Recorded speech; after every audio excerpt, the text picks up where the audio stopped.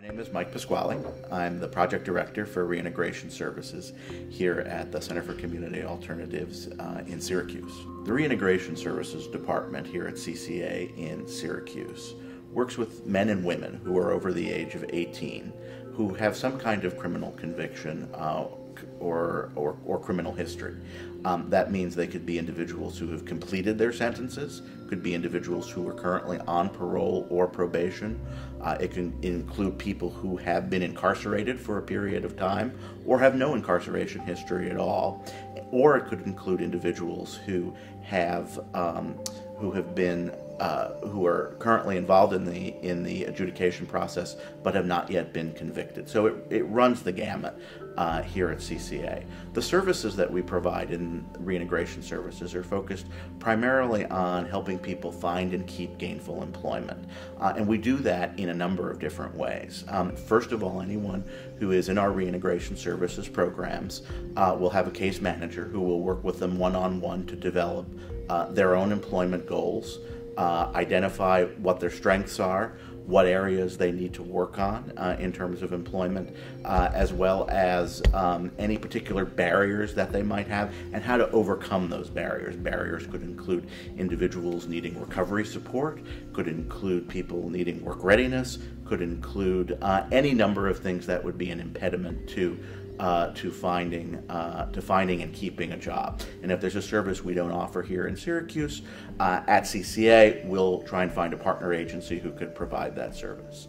One of the things that all of our participants, or most of our participants, go through is our work readiness class. Our work readiness class is designed to help individuals sharpen their soft skills and to help them develop or strengthen the basic skills they need to be successful employees, such as being on time, learning how to cope with conflict, in some cases basic math skills.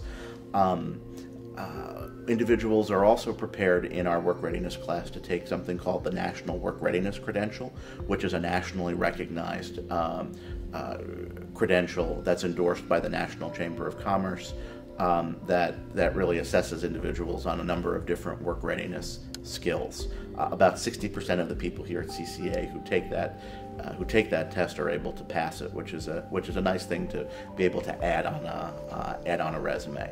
Once people are done with their work readiness class, we assist them, their case manager assists them in finding employment and in helping them to keep employment. So there's a long-term relationship that happens with the case manager, sometimes we call them the employment specialist. One of our programs here at CCA in Syracuse, called the Parent Success Initiative, actually also includes a transitional jobs component. So for that particular program, which is focused on non-custodial parents, we're actually able to provide individuals with temporary work on one of our 4 work crews, doing, manual labor, landscaping, painting, light construction, to help them in a more intensive way develop sort of hands-on job readiness skills. So our